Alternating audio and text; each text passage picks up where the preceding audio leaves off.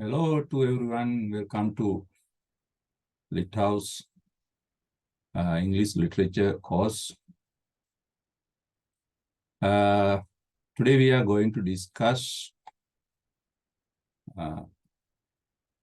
a sonnet composed by the greatest English bard or poet, William Shakespeare. Shakespeare wrote more than 150 poems, around 160. Out of these poems, the poems or the sonnets from 1 to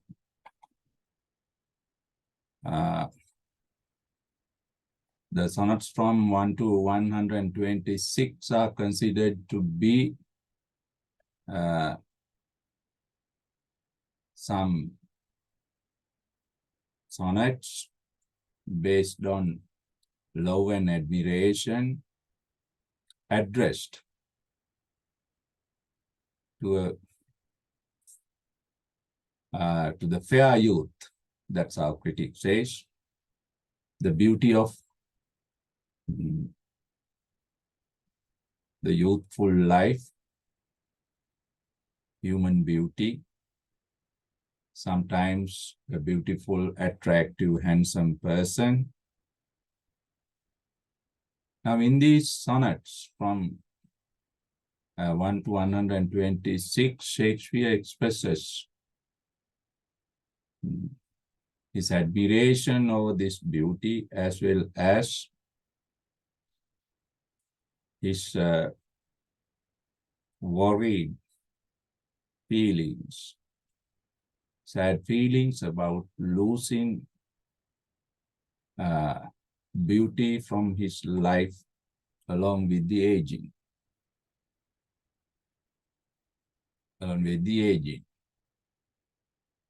Nobody knows who this fair youth is. There may be various interpretations, but whoever the person is, Shakespeare seems to be much interested in this particular person, and the sonnets from 1 to 126 basically expresses how he feels for this man and how he feels for himself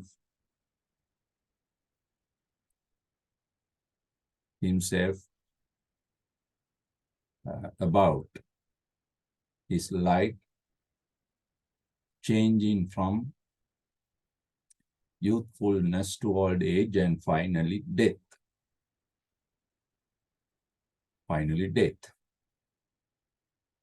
Now, the sonnet 73 we are going to discuss today. The sonnet 73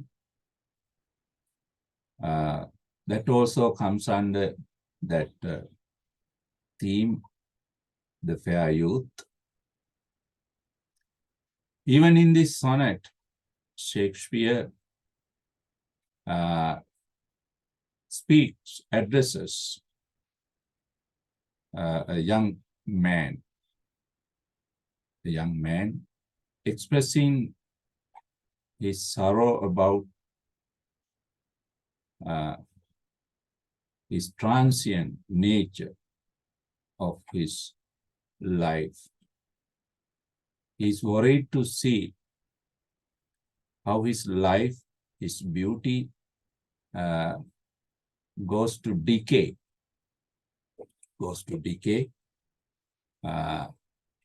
along with the time. Now, let's discuss the poem, the sonnet.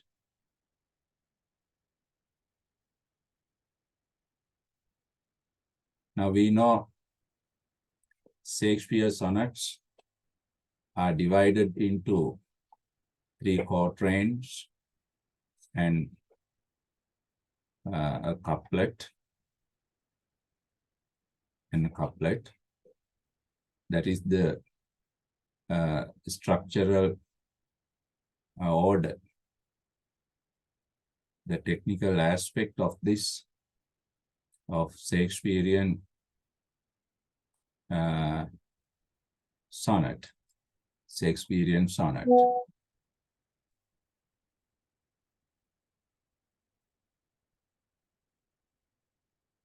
Right? Now,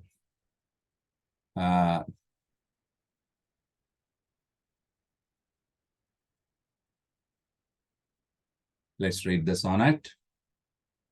The time of the year thou mayst in me behold, when yellow leaves or none or few do hang upon those boughs, which shakes against the cold. But ruined choirs where late the sweet bird sang. In me thou seest the twilight of such day, as after sunset fadeth in west, which by and by black night doth take away, death's second self that seals up all in rest. In me thou seest the yellow glowing of such fire, that on the ashes of his youth doth lie, as the deathbed whereon it must expire, consumed with that which it was nourished by. This thou perceivest, which makes thy love more strong, to love that will which thou must live ere long. Now, you can see the first quatrain or lines. The time of the year thou mayst in me behold. Now he refers to his old age, that time of the year. That time indirectly refers to the poet's old age.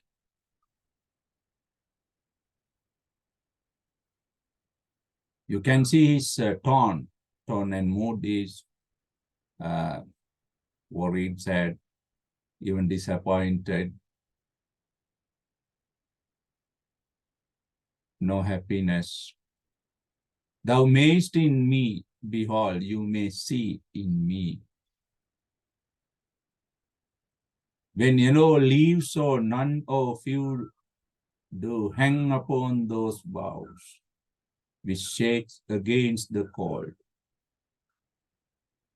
Now you can see, when yellow leaves or none or few do hang upon those boughs, which shake against the cold.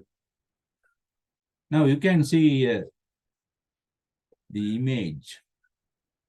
imagery created by the poet.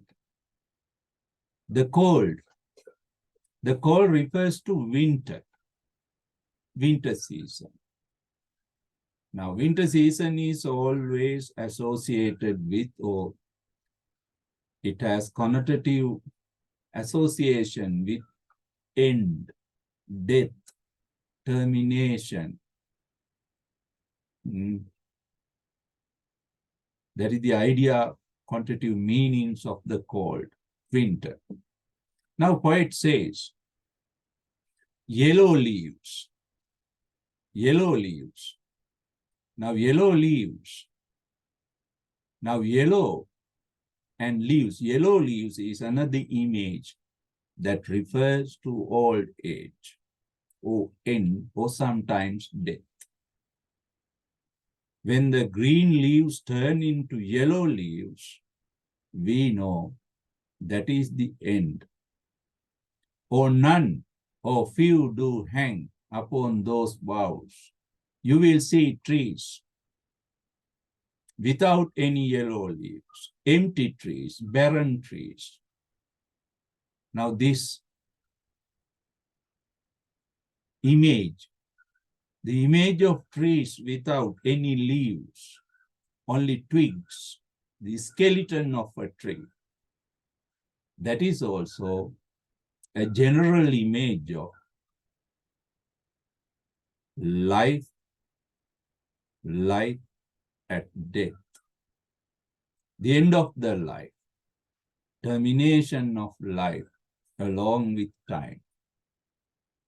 Now poet says, speaks to his lover, one day you will experience this age of my life. You will see me as an old man without any human beauty. Not only even human beauty, but ruin quash, bare ruin quash. Ruin means not sweet, destroyed. Quash refers to sound. You will see a man with a very rough, a man who has lost sweet voice, a man with a rough voice. Ruin quash, where late sweet bird sangs, where late the sweet bird sangs.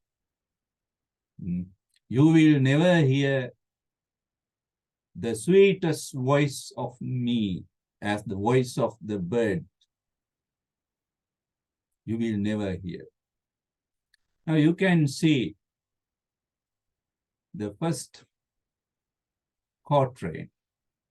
It refers to life, transient nature. Life changes.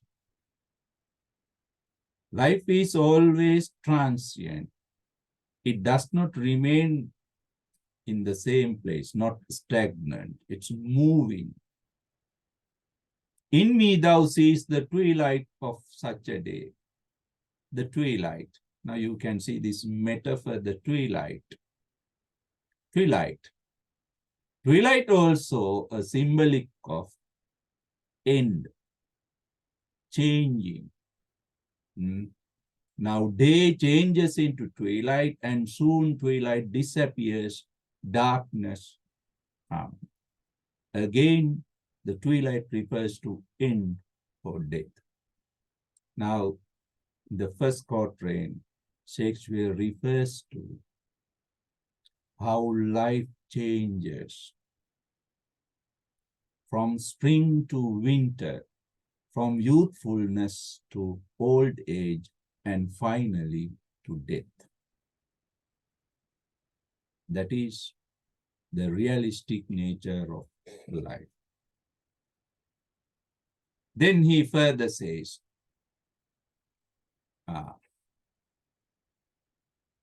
as after the sunset fadeth in the west, which by and by black night doth take away, death's second self,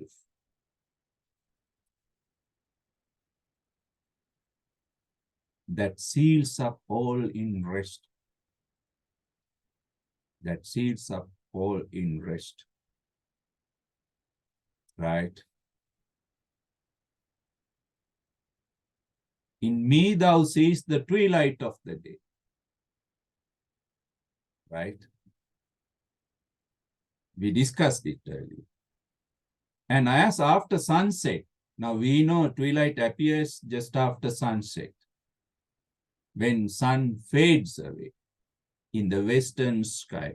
Now you can see the western sky, the fading sun, the twilight, the ruin quash, yellow leaves, Hmm? What are these images? They are the images of death and end of life, transience of life. Now, like the twilight, my life will fade away when the sun, twilight appears when the sun goes down, and soon what happens? Even the twilight itself is very short, very short. Twilight is not permanent. Twilight is not permanent. Within a short time, quickly, twilight disappears from nature. Once twilight disappears, darkness approaches. The poet says, by and by black night doth take away. Black night, dark night. This twilight is taken away by dark night. Now, twilight indirectly refers to, it's a metaphor that refers to the poet's last moment of life, the last minute of his life, twilight. This last minute of his life is soon taken away, grabbed away by black night. Now, black night has some reference to, indirectly refers to death. Death. Death will come and take my life away from me. Death's second self. Night is the other aspect of death. Now, death is personified here. Death is seen as a person who comes and snatches away our life. Now, Shakespeare says, darkness, black night is the second self, other form of, other shape of death that seals up all in rest, that seals up, covers, protect, hides. Seals up means that hides you in rest. Now, in rest means, rest in peace. When people are dead, we say, rest in peace. Now, here, rest also refers to the end, termination, death. Right? Now, in both quatrains, Shakespeare refers to this change in nature, decay in nature of life, vanishing beauty. Beauty is not permanent. It vanishes soon. Vanishes soon. Next one. In me, he repeats it because he wants his lover to understand, realize this naked truth of life. Naked truth. To make this lover understand, human beauty is not permanent. It's transient, changing from youthfulness to decay. Thou seest the glow in such fire. Fire. Now you see fire in me. What is fire? Glow in fire. Fire means passion, lust, love, the strong emotions, especially related to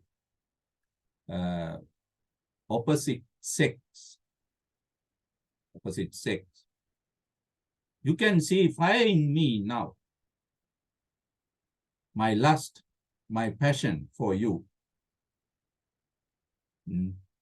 But what happens to this lust, this passion, this love when I grow old?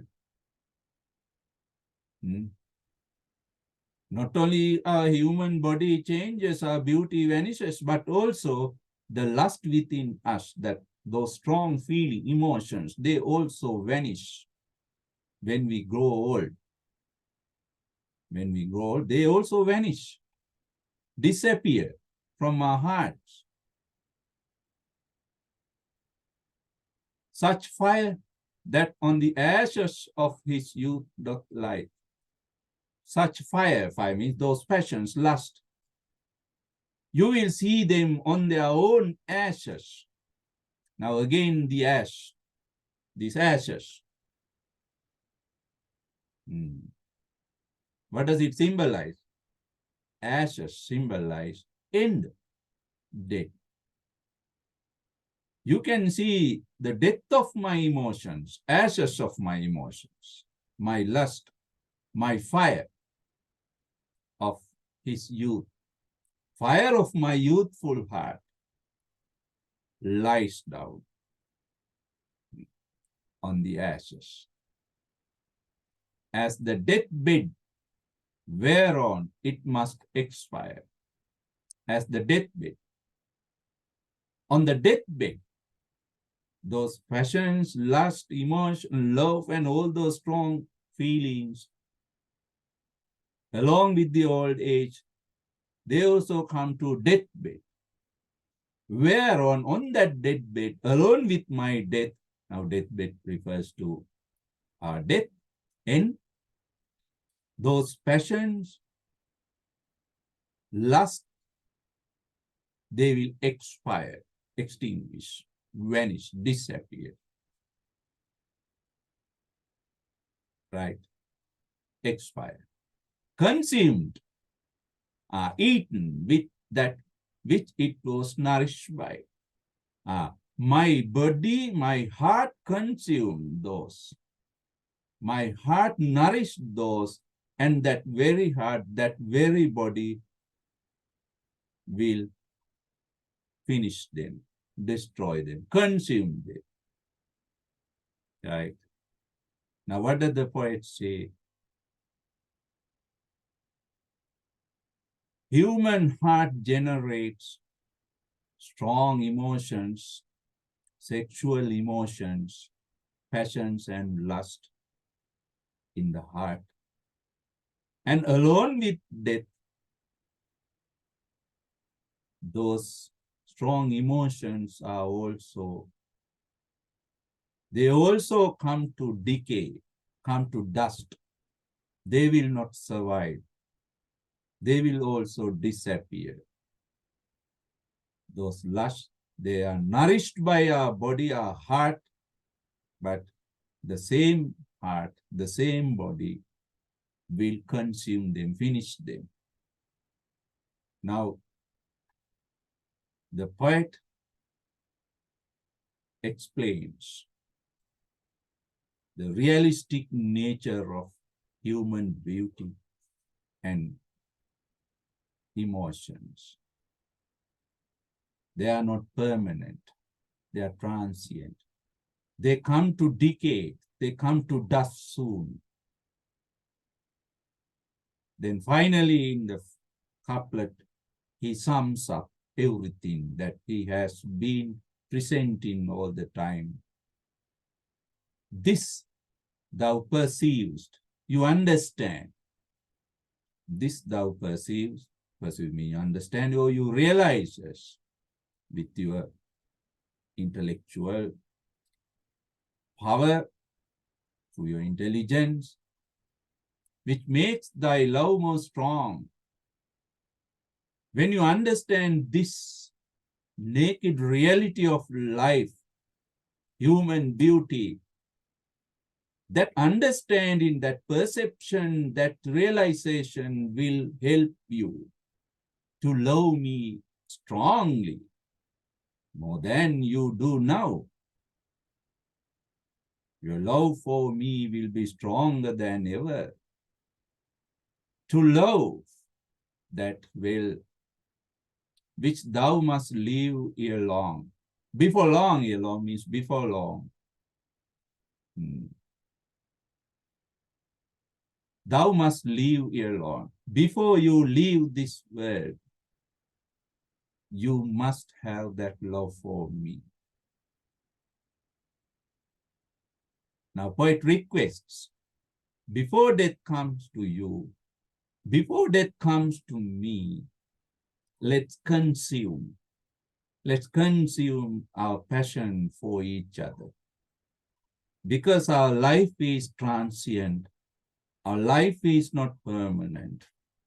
Our beauty is not permanent, and it is transient.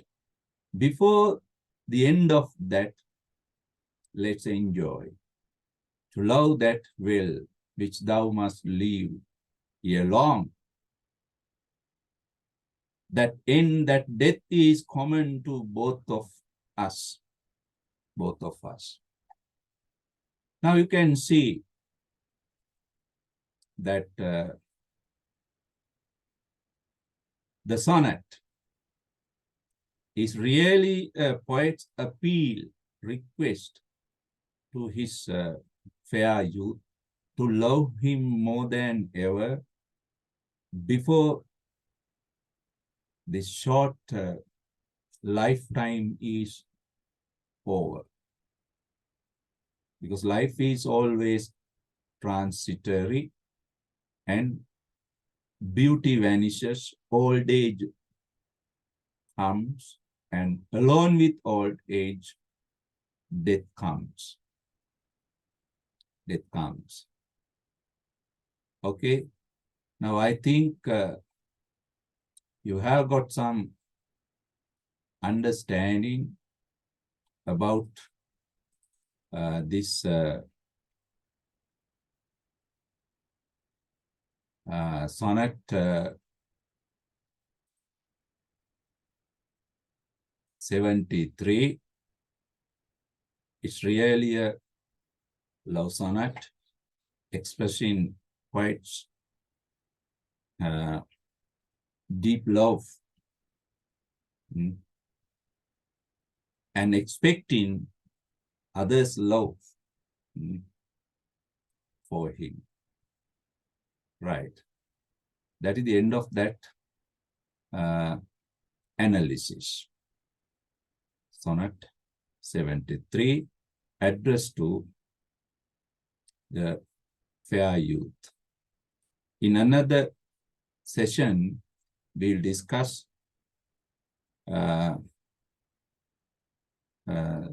another sonnet done by the same poet, William Shakespeare.